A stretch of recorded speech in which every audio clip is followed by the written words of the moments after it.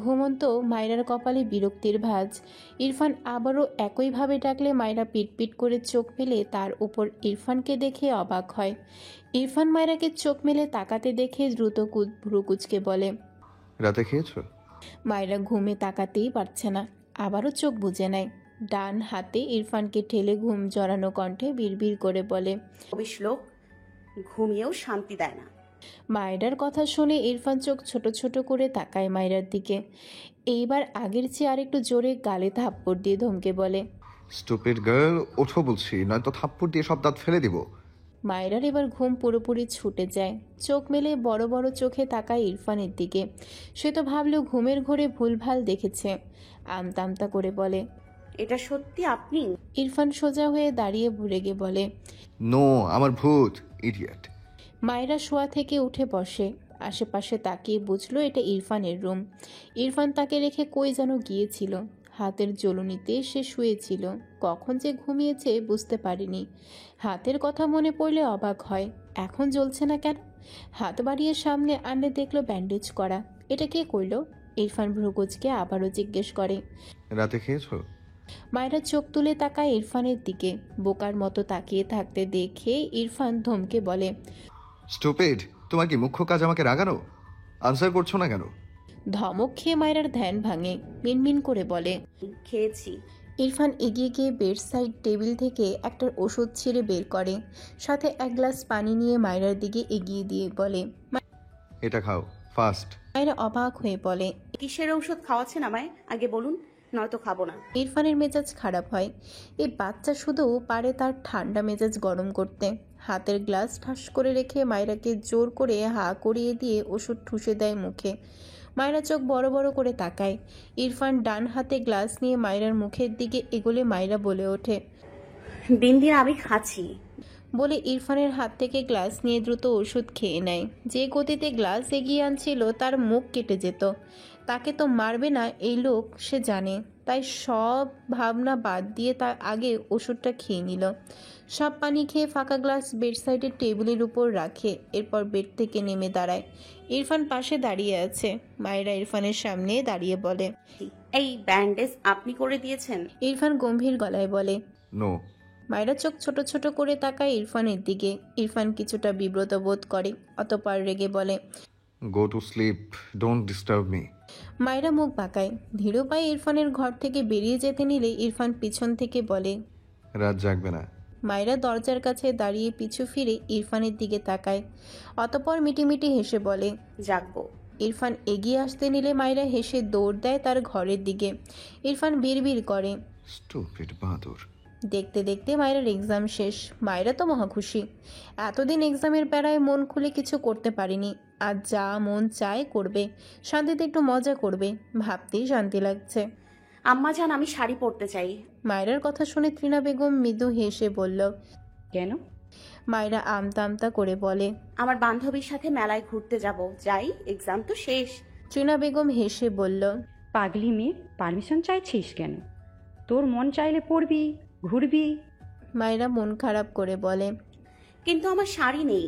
তোমার শাড়ি আছে, আমি পরতেও পারি না, আমায় পরিয়ে দেবে? তৃণা বেগম হেসে ফেললেন। এগিয়ে গিয়ে আলমারি থেকে সবুজ রঙের একটি সিল্কের জর্জেট শাড়ি বের করে আনে। মায়েরা অবাক হয়ে বলে, ওয়াও, এই শাড়িটা তো অনেক সুন্দর আম্মা জান, এটা আমার? তৃণা বেগম শাড়ির ভাঁজ খুললেন ধীরে ধীরে। মৃদু হেসে বলেন, এটা আমার ইরফানের বইয়ের জন্য কিনেছি। শুদ্ধ আর ইরফানের বইয়ের জন্য একই রকম শাড়ি কিনে রেখেছিলাম। আজ যেহেতু তুই নিজেই পড়তে চাইছিস, তাই বের করে দিলাম। মায়েরা খুশি হয়ে বলে। তৃণা বেগম মৃদু হেসে বলেন, তুই তোর বান্ধবীর সাথে ঘুরে আয়, এরপর শুদ্ধের বউকে দেখতে যাব। এখান থেকে খুব একটা বেশি দূরে নয় ওদের বাসা। মায়েরা চোখ উজ্জ্বল হলো। ওয়াও, এই গ্রামেরই মেয়ে, ভালোই হবে, তার সাথে জমবে ভালো। মায়েরা শাড়ির ভেতরের কাপড় পরে আসলে তৃণা বেগম খুব সুন্দর কুচি করে মায়েরাকে শাড়ি পরিয়ে দেয়। জর্জেট হওয়ায় সময় লাগলো পেরিয়ে দিতে। বেশ অনেকগুলো সেফটি পিন লাগিয়েছে। মায়েরা খুব মনোযোগ সহকারে দেখছে শাড়ি পরানো, যেন এরপর কখনো পরতে ইচ্ছে করলে নিজে নিজেই পরতে পারে। ভালোই লাগে শাড়ি পরতে, টিনা বেগম শাড়ি পরানো শেষ করে মায়রার আঁচল ঠিক করে দিল। জিজ্ঞেস করলো আঁচল ছেড়ে রাখবে নাকি কুচি করে কাঁধে তুলে নিবে। মায়রা ছেড়েই রাখতে বলে। টিনা বেগম মায়রার কথায় শাড়ির আঁচল কাঁধে ছেড়ে দিল। সম্পূর্ণ শাড়ি পরানো শেষ করে মায়রার থেকে কিছুটা দূরে গিয়ে দাঁড়ালো। ফর্সা শরীরে গাঢ় সবুজ রঙের শাড়িতে মায়রাকে ফুটেছে বেশ। টিনা বেগম শব্দ করে হেসে বলল, মাশাল্লাহ, সুন্দর লাগছে তো আমার ইরফানের বউকে। মায়রা লজ্জামাখা হাসি হাসল। সুন্দর বলার চেয়ে ইরফানের বউ বলায় বেশি লজ্জা পায় মেয়েটা। ঘর থেকে বেরিয়ে যেতে যেতে বলে, এসে কিন্তু শুদ্ধ ভাইয়ের বউকে দেখতে যাব আম্মাজান। তুমি রেডি হয়ে থাকো। ত্রিনা বেগম মৃদু হাসে মায়রার চঞ্চলতায়। মনটা বেশি ভালো হলো শুদ্ধর জন্য, পছন্দ করা মেয়েকে দেখতে যাবে ভেবে। মায়রা মাথার উপর শাড়ির আঁচল টেনে মিমের বাড়ির দিকে যায়। হাঁটতে একটু একটু প্রবলেম হলেও খুব বেশি হচ্ছে না। এর আগে একবার পড়েছিল, দ্বিতীয়বার সামলে নিতে পারছে মোটামুটি। রৌদ্রর ঝলকানি পুকুরের পানিতে পড়েছে। পুকুরের টলমলে পানিতে পাড়ে দাঁড়ানো মায়রার শাড়ি পরিহিত প্রতিচ্ছবি জলজল করছে। মায়রা নিজ প্রতিচ্ছবির পানে চেয়ে রইল, মুখে হাসি ফুটল না, বরং মন খারাপ হলো ভীষণ। ইরফান গত সপ্তাহে আসেনি। তার এক্সামে প্রতি সপ্তাহে একবার হলেও আসতো, কিন্তু গত সপ্তাহে না আসায় মায়রার মন খারাপ হয়ে আছে। কেন যে নিজেই বুঝে পায় না। এসে তো সে ধমকাধমকিই করে, তবুও মায়রার ইচ্ছে হয় সে আসুক, কিন্তু আসে না। বিড়বিড় করল, আসবেই না তো, পছন্দ করে না। আসবে কেন?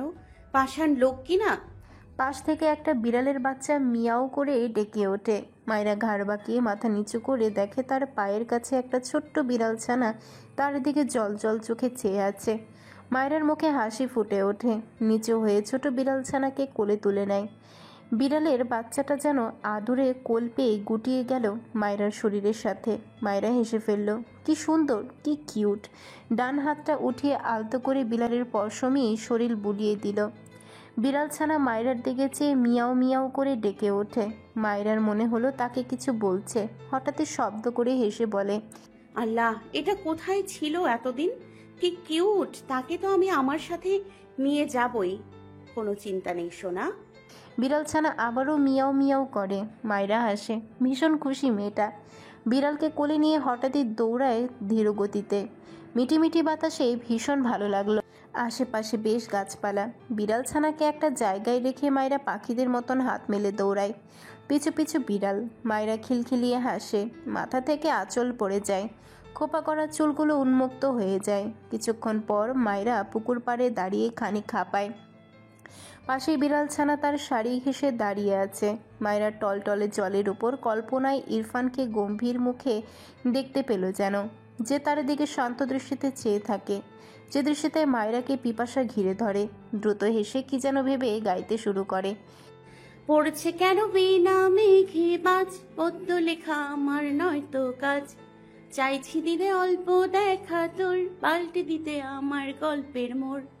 কিছুতেই উপায় মেলে না, ও মন বোঝে না, বোঝে না, বোঝে না, ও মন বোঝে না, বোঝে না।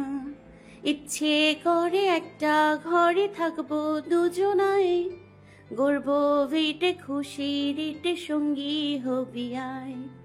কলের পাড়ে জলের ধারা ঘরের পরে তুই, চারটে হাতে খেলনা পাতে এক জোড়া চড়ুই।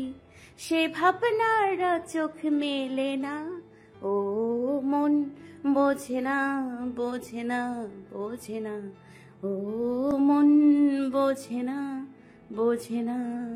রোজ বিকেলে আতর ঢেলে তোকে সাজাবই, মেলায় যাব রিকশায় চড়ে বসবি পাশে তুই। বন্দি আছে হাজার তারা আশা বুকের মাঝে। পেছন থেকে শান্ত কণ্ঠে গম্ভীর স্বর ভেসে আসে। আচ্ছা, মায়রা থেমে যায়, মুখ থেকে হাসি মিলিয়ে যায়। ভাবছে ইরফান তার কল্পনা নাকি সত্যি। সত্যি হলে সে আর জীবনে ওই লোকটাকে মুখ দেখাতে পারবে না। হায় হায়, সে তো তার ফ্রেন্ড ছাড়া কারোর সামনে গান গায় না লজ্জায়। বিড়বিড় করছে, আল্লাহ, এইবার শুধু কল্পনায় পাঠিয়ে দাও লোকটাকে, কান ধরে উঠবোস করব, আর জীবনে গান গাইব না। ইরফান মায়রার পিঠ ঘেঁষে দাঁড়িয়ে মৃদুস্বরে বলে, এত ফাস্ট বড় হয়ে গেলে? Very interesting. মায়েরা চোখ মুখ খিচিয়ে নিল। ইরফান আবারও একই সুরে বলে, আনসার মি, কাকে মিন করে গান গাইছিলে? মায়েরা চোখ বুজে আমতা আমতা করে বলে, কাউকে না, এমনি এমনি এমনি এমনি। সরি, আর গাইবো না। ইরফান তীক্ষ্ণ চোখে মায়রাকে পেছন থেকে অবলোকন করল। ডান হাতে মায়রাকে তার দিকে ফিরায়। মেয়েটার লজ্জায় কাঁদতে ইচ্ছে করছে। দু পায়ের নখগুলোর উপর অত্যাচার চালাচ্ছে, দু হাতে জমা করে মোচড়ায়।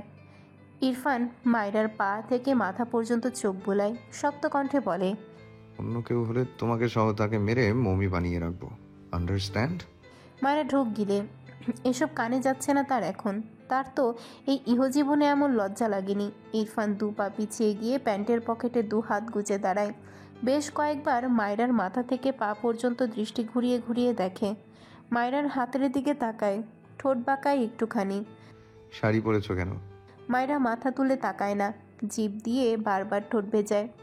ইরফান মায়রার নত মাথা, হাত কচলানো বোবা পাখির মতো নিশ্চুপ দেখে তীক্ষ্ণ চোখে, অতঃপর ঠান্ডা গলায় বলে, I don't like you, but I like it. মায়েরা চোখ মেলে তাকায়। কি বলল? আবার বলল, আই ডোন্ট লাইক ইউ। একে তো 100 দিন পর এসেছে, এসে বলছে তাকে পছন্দ করে না। লজ্জারা পালিয়ে গেল। তড়াক করে মাথা তুলে তাকায়, দেখলো ইরফান তার দিকেই চেয়ে আছে। মায়েরা কোমরে দু হাত রেখে বলল, কি বললেন? ইরফান বোধহয় শুনল না মায়রার কথা। নড়চড়বিহীন মায়রার দিকেই চেয়ে আছে এক দৃষ্টিতে। বিমোহিত দৃষ্টি মায়রার পানে নিবদ্ধ করে রাখে। ঘোরের মাঝে হঠাৎই শব্দ করে বলে ওঠে, মাই গ্রিন বার্ড ফ্লাওয়ার। মায়রা বোকা চোখে তাকালো ইরফানের দিকে, ভ্রু কুচকে বলে। কি বললেন? হাই। ইরফান থতমত খেয়ে চোখ সরিয়ে নেয়, ফোঁস করে শ্বাস ফেলে বলে, নাথিং। কথাটা বলে মায়রার সামনে দাঁড়িয়ে শাড়ির আঁচল তুলে মাথা ঢেকে দেয়। শক্ত কণ্ঠে বলে, আর একদিন এভাবে বের হলে সব চুল কেটে ফেলবো, স্টুপিড। মায়রা মুখ বাঁকায়, এগিয়ে গিয়ে বিড়ালের বাচ্চাকে কোলে তুলে নেয়। মায়রার কোলে বিড়াল দেখে ইরফানের ভ্রু কুচকে যায়। গম্ভীর গলায় বলে, এটাকে কোলে নিয়েছো কেন, স্টুপিড? ফেলো এটাকে। কত জীবাণু আছে এর বডিতে, কোনো আইডিয়া আছে? মায়রা বিড়ালটাকে তার সাথে জড়িয়ে নিয়ে বলে। ইরফান এগিয়ে গিয়ে বিড়ালের মাথায় তার দু আঙ্গুল দিয়ে চিমটি দিয়ে ধরে। বিড়ালটা মিয়াও করে ওঠে। মায়রা চেঁচিয়ে ওঠে। হাই হাই, ছাড়ুন ওকে। ইরফান শুনল না, বরং বা হাতে মায়রার হাত টেনে সরিয়ে বিড়ালছানার টুটি ধরে মাটিতে নামিয়ে দিল। এরপর মায়রার হাত ধরে হাঁটা ধরে। মায়রা ইরফানের হাত ধরে আটকাতে চায়, চেঁচিয়ে বলে, ছাড়ুন বলছি, আমি ওকে নিয়ে যাব। উফ, নির্দয় লোক। বিড়ালের ছানাটার প্রতিও মায়া নেই। ছাড়ুন। ইরফান দাঁড়িয়ে মায়রার দিকে এগিয়ে আসে। মায়রা ইরফানকে দেখে আমতা আমতা করে বলে, আপনার কি প্রবলেম? ওকে আমার কাছে রাখবো। ইরফান গম্ভীর গলায় বলে, নো। আমি ওকে না নিয়ে যাব না, আপনি যান। কথাটা বলে বিড়াল ছানার দিকে এগিয়ে যেতে নিলে ইরফান মায়রাকে কোলে তুলে নেয়। মায়রা চেঁচিয়ে ওঠে, কি করছেন? ছাড়ুন, নামিয়ে দিন আমায়। ইরফান তার মতো হাঁটতে থাকে। হাঁটতে হাঁটতে ফাঁকা জায়গায় থেকে মানুষের মধ্যে আসে। মায়রা লজ্জায় কুকড়ে যায়, মিনমিন করে বলে, প্লিজ নামিয়ে দিন। ইরফান বিরক্তি কণ্ঠে বলে, আমার কাজ আছে, বাদরামি করবে না, নয়তো গালের মানচিত্র পাল্টে দেওয়ার মিশনে নামবো। মায়রা ঢোক গিলে ইরফানের বুকে দু হাতে ঠেলে বলে, আপনি আপনার কাজে যান। উফ, আমায় নামিয়ে দিন। ইরফান কিছু বলল না, দ্রুত পায়ে হাঁটতে থাকে। মায়রা আশেপাশে অনেক মানুষ দেখল। তাকে কেউ যদি চিনে ফেলে তবে সে তাদের মুখ দেখাবে কি করে। মিনমিন করে বলে, আমি নিব না বিড়ালকে। এইখানে অনেক মানুষ, নামিয়ে দিন। ইরফান বিরক্ত হলো, শক্ত কণ্ঠে ধমকে বলে, শাট আপ। আমি অন্যের বউকে কোলে নিয়েছি, স্টুপিড। মায়রা ধমক খেয়ে কেঁপে ওঠে, মুখটা একটুখানি হয়ে যায়। দোয়া করছে এই গ্রামের চেনা কেউ যেন তাকে দেখে না নেয়। ভয়ানক কেলেঙ্কারি হয়ে যাবে তাহলে। ভাবনার মাঝে কেউ একজন বলে ওঠে। কথাটা মায়রার কানে যেতেই মায়রা চোখ মুখ খিচে বন্ধ করে নেয়। ইরফানের বুকে মুখ লুকিয়ে সিটিয়ে যায়, যেন ঢুকে যেতে চাইছে। তাহলে আর কেউ তাকে চিনতে পারবে না। ইরফান তার হাঁটা থামায়নি, মায়েরাও মুখ তোলেনি, বরং ইরফানের বুকে মুখ লাগিয়ে বা হাত দিয়ে পাশ থেকে মুখ ঢেকে রেখেছে। ভদ্রমহিলা ভাবলেন মায়েরা নয়, হয়তো হলে তো কথা বলতো। মায়েরা ভাবছে ইরফান গায়ে কি মেখেছে সেটা সে শুনবে ইরফানের থেকে। তার তো এমন সুন্দর স্মেলে ঘুমিয়ে যেতে ইচ্ছে করছে। চোখ বুঝলো মেয়েটা, যদি ঘুমোতে পারতো এখানে, কিন্তু এই খবিশ লোক একটু পরে তাকে ছুঁড়ে ফেলবে। ইরফান চোখ নামিয়ে মায়রার দিকে তাকায়। ঘুমিয়ে গেল নাকি? এ বাদর 1 সেকেন্ড চুপ থাকলেও ঘাপলা লাগে। ভাবনার মাঝে মায়রা চোখ তুলে ইরফানের দিকে তাকিয়ে বলে, আপনার শরীর থেকে বিশ্রী গন্ধ আসছে, আমায় নামিয়ে দিন। What rubbish! মায়রা মনে মনে হাসে। ইরফান রেগে মায়রার পিঠের নিচে ধরে রাখা বা হাত মায়রার মুখে তার বুকে চেপে ধরে। মায়রা করে। কি পরিমাণ খবিশ লোক, তাকে নিঃশ্বাসটাও নিতে দিচ্ছে না। দু হাতে ইরফানকে ঠেলে ইরফান হাত খানিক আলগা করে তবে মায়রাকে ছাড়ে না। মায়রা একটু স্বস্তির নিঃশ্বাস ফেলল। ইচ্ছে করল এই খবিশ লোকের বুকের মানচিত্র পাল্টে দিতে, কিন্তু কী সব কোট ফোট পরনে বলে সেটা করতে পারল না। দম বন্ধ লাগছে না বলে আরামেই চোখ বুঝল। মিটিমিটি হাসলো। এই লোকটাকে অনেক সহজেই রাগানো যায়। কি সুন্দর স্মেল।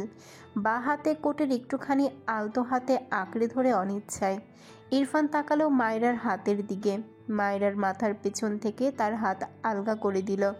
তবে মায়রা সেভাবেই চোখ বুজে থাকলো। ইরফান দীর্ঘশ্বাস ফেলে তার ফুপির বাড়ির সামনে দাঁড় করানো গাড়ির পাশে মায়রাকে নামিয়ে দেয়। মায়রা পিটপিট করে ইরফানের দিকে তাকায়। ইরফান গম্ভীর গলায় বলে, সব গুছিয়ে আনো, ফাস্ট।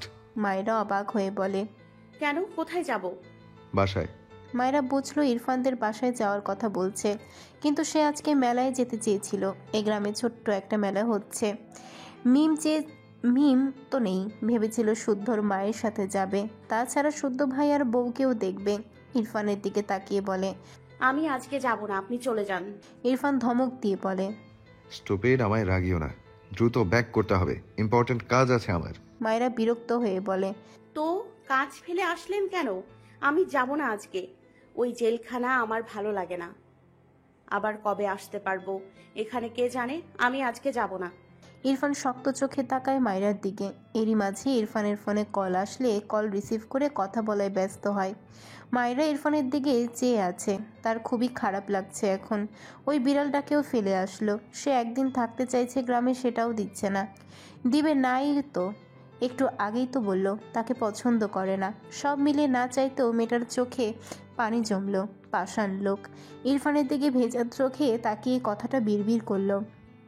ইরফান কথা বলতে বলতে মায়রার দিকে চোখ পড়লে অবাক হয়। ফোনের ওপাশে থাকা ব্যক্তিকে হোল্ড করতে বলে দ্রুত 2 পা এগিয়ে এসে মায়রার গালে হাত দিয়ে জিজ্ঞেস করে, হোয়াট হ্যাপেন্ড? কাঁদছো কেন? মায়রা চোখের পাতা ফেলে ইরফানের দিকে তাকিয়ে বাচ্চাদের মতন আবদার করে, আমি মেলায় যেতে চাই, কালকে বাসায় যাব প্লিজ। ইরফান স্তম্ভিত হয়ে তাকিয়ে থাকে মায়রার পানে কিছু সময়। কিছু বলে না। ফোনের ওপাশের ব্যক্তিকে বলে, ক্যান্সেল এভরিথিং। ওপাশ থেকে কিছু বলে হয়তো। ইরফান বিরক্তি কণ্ঠে বলে, ডোন্ট টক। বলে কল কেটে দেয়। মায়রা বুঝলো না ইরফান কি তাকে নিয়ে যাবে, আজ থাকতে দিবে না। ইরফান মৃদুস্বরে বলে, গাড়িতে ওঠো। মায়রা মাথা নেড়ে বলে, প্লিজ, একদিনেই তো থাকতে চাইছি, কালকেই চলে যাব সত্যি। ইরফান মায়রার ঝাপসা চোখ জোড়া মুছে দিয়ে বলে। মায়রা খুশি হলো, সাথে সাথে মুখে হাসি ফুটে ওঠে। অতঃপর বলে, ওকে ওকে, থ্যাংক ইউ। ইরফান অবাক হয়। এই মেয়ে এই তো কাঁদলো আবার আসছে, বিড়বিড় করলো। পুচকে। মায়রা বাড়ির ভেতরে যেতে নিলে ইরফান হাত টেনে ধরে মায়রার। মায়রা পিছু ফিরে বলে, আমি আম্মাজানের সাথে যাব, হাত ছাড়ুন। আপনার সাথে গাড়িতে যাব না, ভ্যান নয়তো রিকশায় যাব, বুঝলেন? আপনি ঘুমান। ইরফান বিরক্ত হয়, রেগে বলে, আমার সাথেই যাবে তুমি। মায়রা মন খারাপ করে। গ্রামের মেলায় এই গাড়িতে করে যাবে ভাবতে অসহ্য লাগলো। রেগে বলল, উফ, আমি এই গাড়িতে যাব না, ছাড়ুন তো। ইরফান বিরক্ত হয়। এই মেয়ের চাওয়ার শেষ নেই। ফোঁস করে শ্বাস ফেলে বলে, ইটস ওকে, রিক্সায় চলো। মায়রা অবাক হয়ে বলে, আপনি যাবেন রিকশায়? উঠেছিলেন কখনো? ইরফান বিব্রত বোধ করে।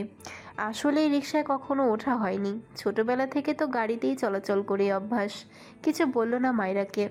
মায়রার হাত ধরে হাঁটা ধরে চুপচাপ মায়রার পিছু পিছু যায়। রিকশার এক কোনায় মায়রা বসেছে, পাশে ইরফান। ইরফানের মনে হচ্ছে সে পড়ে যাবে। একটু পর পর মায়রার দিকে রেগে তাকাচ্ছে।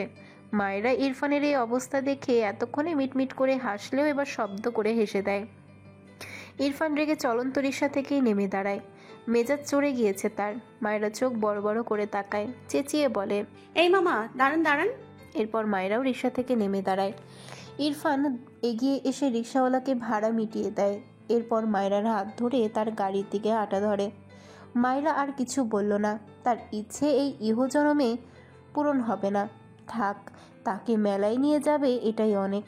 গ্রামের মেলা খুবই সাদামাটা, তবে মায়রা ভীষণ খুশি। তার গ্রামে এমন মেলায় কত এসেছে, মন জুড়ায়। মেলার সবচেয়ে পছন্দের খাবার বড় বড় ভেজে রাখা হলুদ পাঁপড়। হাঁটছে আর সেটাই খুঁজছে আশেপাশে। অনেক কিছুই আছে এখানে। নাগরদোলা দেখলো, মিম থাকলে উঠত। দুজন দুজনকে সাপটে ধরে চিৎকার দেয়। ভয়ও পায়, তবুও উঠে। মজাই লাগে, ভেবেই হাসলো। ইরফান অদ্ভুত চোখে আশেপাশে চোখ বুলায়। কোনো মেলায় এই জীবনে গিয়েছে কিনা সন্দেহ। এই বাচ্চার চক্করে তাকে আরও যে কি বাচ্চামিতে সামিল হতে হবে আল্লাহই ভালো জানে। মায়েরা খুঁজে খুঁজে তার কাঙ্ক্ষিত পাপড় পেয়ে যায়। দ্রুত সেখানে গিয়ে দাঁড়ায়। পিছু ফিরে ইরফানকে দূরে দাঁড়িয়ে থাকতে দেখে ইরফানের হাত ধরে টেনে আনে দোকানের সামনে। আঙ্গুল দিয়ে পাপড় দেখিয়ে বলে, কিনে দিন। ইরফান অবাক হয়ে মায়রার দিকে চেয়ে আছে। বিস্ময় কণ্ঠে বলে, ইউনো, তুমি আসলেই পুচকি। মায়রা ভ্রু কুচকে তাকায় ইরফানের দিকে। সে কিছু খেতে চাইলেই সে বাচ্চা হয়ে যায়। কোমরে হাত দিয়ে বলল, আপনি কিনে দেবেন? ইরফান তার ওয়ালেট থেকে টাকা বের করে এগিয়ে দেয় দোকানওয়ালার দিকে। ফোনে কল আসায় মায়রাকে বলে, এখানেই ওয়েট করো, আমি আসছি। মায়রা মাথা নেড়ে সম্মতি দেয়। হাতে একটা পাঁপড় তুলে নিয়ে একটু একটু করে খায়। কিছুক্ষণের মাঝে পেছন থেকে ডাক শুনতে পায়। হেই বাবি ডল। মায়রা পিছু ফিরে চোখ বড় বড় করে তাকায়। নাসিমকে দেখে অবাক হয়। এই ছেলে এখানে কেন? নাসিম হেসে বলে, কেমন আছো বাবি ডল? মায়রা রাখতে গিয়েও রাখল না। এটা তো ইরফান আর শুদ্ধর ফ্রেন্ড, আর লোকটা জানিয়েই সে ইরফানের বউ, তাই কিছু না বলে ভালোভাবেই উত্তর করল। ভালো। নাসিম মায়রাকে আগাগোড়া দেখে পাশে দাঁড়িয়ে বলে, তোমাকে তো নতুন বউ লাগছে, কিউট বাবি ডল। মায়রা কিছু বলল না। নাসিম আবারও বলে, কি খাও এটা? পাপড়। নাসিম কিছু একটা ভেবে বলে, ওয়েট, আসছি। একটু পর একটা ছোট ব্যাগে বেশ অনেকগুলো চকলেট আর আইসক্রিম এনে মায়রার পাশে দাঁড়ায়। হাতের ব্যাগ মায়রার দিকে এগিয়ে দিয়ে মায়রা ভ্রুকুচকে তাকায়। নাসিম হেসে বলে, নাও, এসব তোমার ফেভারিট জানি, ফিরিয়ে দিও না। আমি কিন্তু ইরফান শুদ্ধর ফ্রেন্ড। মায়রা নিতে চায়নি, তবে নাসিমের লাস্ট কথায় মৃদু হেসে বলল, থ্যাংক ইউ ভাইয়া। আপনি কি করে জানলেন এগুলো আমার ফেভারিট? নাসিম এক চোখ টিপে বলে, ওইভাবেই। আশেপাশে তাকিয়ে বলে, কার সাথে এসেছো? মায়রা বলতে নাই তার আগেই নাসিমকে কেউ ডাকলে ছেলেটা হেসে বলে, বাই বাই বাবি ডল, আমার দেখা হবে, সাবধানে বাড়ি যেও। বলতে বলতে চলে যায়। মায়রা দোকানের সামনে থেকে সরে গিয়ে এক সাইডে গিয়ে দাঁড়ায়। অনেক চকলেট দেখলো। বাইরের সব খাবারই তার ফেভারিট, বাড়ির কোনো খাবারই ভালো না। পাঁপড় খাওয়া শেষ। ব্যাগ থেকে একটা চকলেট বের করে ছিঁড়ে এক কামড় দিয়ে কয়েকবার চিবোয়। তখনই তার সামনে এসে ইরফান দাঁড়ায়। মায়রা ইরফানকে দেখে মৃদু হেসে কিছু বলার আগে ইরফান গম্ভীর গলায় বলে, এসব কোথায় পেলে? মায়রা মুখের টুকু না গিলেই বলে, আপনার বন্ধু এসে দিয়ে গিয়েছে। উনি খুব ভালো মনে হয়, একটু মজা করে হয়তো। দেখুন, আমার ফেভারিট চকলেট আইসক্রিম কিনে দিয়েছে। ইরফান অবাক হয়। শুদ্ধ তো এখানে নেই। রেগে বলে, কোন ফ্রেন্ড? মায়রার নাম মনে পড়ে না। কি যেন নাম বলেছিল, একটু ভাবতেই মনে পড়ল। বলে ওঠে, ওই তো নাসিম। কথাটা বলার সাথে সাথে ইরফানের চোখে মুখে মুহূর্তে ক্রোধ জমা হয়। শক্ত মুখময়বে মায়রার দিকে তাকায়। হাতের সব চকলেট আইসক্রিম ছুঁড়ে ফেলে দেয়। দু হাতে মায়রার গাল চেপে ধরে শক্ত হাতে হুঙ্কার ছেড়ে দাঁতে দাঁত চেপে বলে, তোর সাহস কি করে হয় অন্যের চকোলেট মুখে নেয়ার? ফেল মুখ থেকে সব। I stupid, fail. মায়রা চোখ বড় বড় করে তাকায়। ইরফান তার ডান হাতের 3 আঙ্গুল মায়রার মুখে ঢুকিয়ে মায়রার মুখ থেকে জোর করে চিবোনো চকলেট বের করে ছুঁড়ে ফেলে। মায়রা খুক খুক করে কেসে ওঠে। ইরফান বাঁ হাতে মায়রাকে তার সাথে শক্ত করে চেপে অপর পাশ দিয়ে মায়রার মুখ নিচু করে নেয়। মায়রার মুখের সামনে ডান হাত পেতে দাঁতে দাঁত চেপে বলে, সব থুতু ফেলবি, নয়তো খাওয়ার জন্য এই মুখ রাখবো না, স্টুপিড গার্ল। মায়রা হতবম্ব। তার সাথে কি হচ্ছে? এই লোক পাগল? তার সামনে হাত পেতে বলছে থুতু ফেলতে। পাশেই তো মাটি। কি হলো, কথা কানে যায় না? থাপ্পড় খাবি? মায়রা কেঁপে ওঠে। আমতা আমতা করে বলে, এটা তো আপনার হাত। So what? আগে মুখ ক্লিন করবি, এরপর কথা। যা বলেছি কর, হারি আপ। মায়েরা কি করবে ভেবে পায় না। ইরফানের আবারও ধমকে সত্যি সত্যি ইরফানের হাতের উপরে থুতু ফেলল। ইরফান শক্তমুখভাবে চেয়ে আছে মায়েরার দিকে। মায়েরা ঘাড় বাঁকিয়ে ইরফানের দিকে তাকিয়ে মিনমিন করে বলে। ফেলেছি। ইরফান তার হাতের দিকে তাকালো, চোখ ঘুরিয়ে মায়েরার দিকে চেয়ে রেগে বলে। এতটুকু ফেললি না কেন? সব ফেলতে বলেছি আমি। Fail stupid. মায়েরা বোকা চোখে ইরফানের দিকে তাকিয়ে থাকে। তার কান্না পাচ্ছে। সে এখন বসে বসে থুতু জমা করবে? ইরফানের ধমকে আরও খানিক থুতু ফেলল। এরপর ইরফানের দিকে তাকিয়ে মিনমিন করে বলে। আর নেই, সত্যি বলছি। ইরফান বোধহয় কিছুটা শান্ত হলো, মায়েরাকে ছেড়ে দিল। তার হাতে ফেলানো থুতুর দিকে কিছু সময় চেয়ে রইল। চকলেটের কিছু অংশ থুতুর সাথে মিশে আছে। ইরফান হাত ঝাড়া দিল একবার, এরপর মায়েরার মুখ চেপে বলল। হ্যাঁ কর, আমি চেক করতে দে। মায়েরা কিছু বলতে নিলে ইরফান রেগে বলে। জাস্ট একটা কথা বলবি তো থাপ্পড় দিয়ে এক্ষুনি সব দাঁত ফেলবো। এসব খাওয়ার স্বাদ মেটাবো আজ। মায়েরা ঢোক গিলে সত্যি সত্যি হা করল। ইরফান খুব মনোযোগ দিয়ে দেখার চেষ্টা করছে মায়েরার বুকে মুখের ভেতর। মায়েরা আশেপাশে তাকালেও অনেকে অদ্ভুত চোখে তার দিকেই চেয়ে আছে। আপাতত তার নিজেকে একটা জোকার লাগছে। কোন দুঃখে যে এই লোকটার সাথে আসলো সেই আফসোস রাখার জায়গা পাচ্ছে না। এদিকে মায়েরার হা করে থাকতে থাকতে চাপা লেগে যায়। হা করা মুখ বন্ধ করে নেয়। ইরফান রেগে তাকালে মায়েরা ঢোক গিলে বলে। পানি কিনে আনুন, কুলি করে নিলেই তো হয়। এমন করছেন কেন? ইরফান কিছুটা শান্ত হলো, কিছু বলল না। পাশে দোকানের দিকে দ্রুত পায়ে হেঁটে গিয়ে একটা পানির বোতল কিনে এনে একবার ঘুরিয়ে বোতলের মুখ খুলে ছিটকে ফেলল। এরপর বোতলটি মায়েরার দিকে এগিয়ে দিয়ে শান্ত কণ্ঠে বলে। মুখ ধুয়ে নাও ভালোভাবে। মায়েরা অবাক হয়ে তাকায় ইরফানের দিকে। একটু আগের ভয়েস টোনে মায়েরার অন্তর আত্মা কেঁপে উঠেছিল, অথচ এখন একদম শান্ত। ইরফান ভ্রু কুঁচকে বলে। হোয়াট? মায়েরা কিছু বলে না। ইরফানের হাত থেকে পানির বোতল নিয়ে ইরফানের হাতের দিকে তাকায়। তার নিজেরই কেমন যেন লাগছে ইরফানের হাত দেখে। আর এই লোক তার চকলেটওয়ালা মুখ ধোয়ার মিশনে নেমেছে। ইরফানের দিকে বোতলটা এগিয়ে দিয়ে বলে। আগে আপনার হাত ধুয়ে নিন। ইরফান রেগে যায়। মায়েরার সাথে লেগে দাঁড়িয়ে দাঁতে দাঁত চেপে বলে। যা বলেছি শুনবে নাকি অন্য কিছু করতে হবে? মায়েরা কথা না বাড়িয়ে কয়েকবার কুলি করে নিল। এরপর তার বাঁ হাতে ইরফানের ডান হাত টেনে নেয়।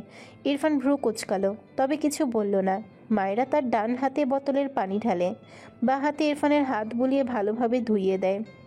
এরপর ইরফান মায়েরার হাত থেকে বোতল নিয়ে ফাঁকা স্থানে ছুঁড়ে ফেলে দেয়। তারপর মায়েরার মাথা থেকে আরও নিচের দিকে আঁচল টেনে দেয়। মায়েরা পেছন দিকে আঁচল টেনে বলে। আমি তো দেখতেই পারছি না, হাঁটবো কি করে? আর একবার যদি দেখেছি শাড়ি পরে বাইরে বেরোতে, ফার্স্ট শাড়ি কাটবো, তারপর তোমাকে। মায়েরা মাথা নিচু করে নেয়। উফ, এই লোক সেকেন্ডে সেকেন্ডে পোল্টিবাজ হয়ে যায়। ভাবনার মাঝে ইরফান মায়েরাকে কোলে নিতে নিলে মায়েরা ইরফানকে ঠেলে সরিয়ে দেয়। বিড়বিড় করে। আল্লাহ, এই লোকটাকে একটু বুদ্ধি দাও। কি করছেন?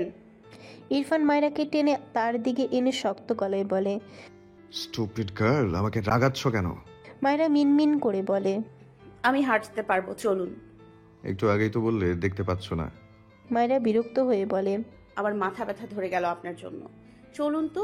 কথাটা বলার সাথে সাথে চোখের পলকে ইরফান মায়েরাকে কোলে তুলে নেয়। মায়েরা চোখ বড় বড় করে তাকায়। সে ভাবলো এটা বললে কথা না বাড়িয়ে দ্রুত যাবে, অথচ হলো তার উল্টো। মায়েরা আশেপাশে আর তাকালো না। কত মানুষ যে চেয়ে আছে তার দিকে ভাবতেই লজ্জায় সিটিয়ে গেল। বিড়বিড় করল। আর জীবনে যদি এই লোকের সাথে বেরিয়েছি। মায়েরা চুপচাপ গাড়িতে বসে আছে। ইরফানের ফগ বাড়িয়ে দিয়ে শুধু কোনো রকমে বলে এসেছে চলে যাচ্ছে। এরপর চলে আসলো। তার কোনো কথাই আর শুনলো না। শাড়িটাও পাল্টাতে দেয়নি। চকলেট আইসক্রিমগুলো সব ফেলে দিয়েছে। মেলায় ঘুরতে তো পারলই না, শুদ্ধ ভাইয়ের বউকেও দেখতে পারলো না। সব মিলে ভীষণ মন খারাপ করে বসে আছে ইরফানের পাশের সিটে চুপচাপ। আর চোখে ইরফানের দিকে তাকায়, কেমন গম্ভীর হয়ে আছে। এটা তো নতুন নয়, লোকটা তো এমনই। চুপ না থাকতে পেরে বলল। চলুন না, একবার শুদ্ধ ভাই আর বউকে দেখে আসি। ইরফান বিরক্তি কণ্ঠে বলে। শুদ্ধর বউ এখানে নেই। যা জানো না সেটা বারবার কেন বলছো? মায়েরা বোঝানোর স্বরে বলল। সত্যি বলছি, শুদ্ধ ভাই আর বউ এই গ্রামের একটা মেয়ে। ইরফান ধমকে বলল। শারাপ, অল টাইম বাজে না বকলে তোমার হয় না? মায়েরা মুখ ফিরিয়ে নেয়। এই লোক তাকে বিশ্বাসই করছে না। বিরক্ত লাগলো। সে মিথ্যে কেন বলবে? শুদ্ধর মাই তো তাকে বলল দুপা সিটের উপর তুলে জানালার দিকে মুখ করে বসল। ইরফান আর চোখে একবার তাকায়, এরপর আবারও গাড়ি চালানোয় মন দেয়। মায়েরার সে চকলেট আর আইসক্রিমের কথা মনে পড়ল। মাটিতে সব কিভাবে পড়েছিল, এখনও কি আছে নাকি কেউ তুলে নিয়েছে? আবারও ইরফানের দিকে চেয়ে ভয়ে ভয়ে বলে। ইরফান সাথে সাথে গাড়ির ব্রেক কষে মায়েরা জিভ দিয়ে ঠোঁট ভেজায়। ইরফান ডান হাত স্টিয়ারিংয়ে রেখে মায়েরার দিকে তাকায় শক্ত চোখে। মায়েরা আমতা আমতা করে মিনমিন গলায় বলে, আমার চকলেট আইসক্রিম খেতে ইচ্ছে করছে।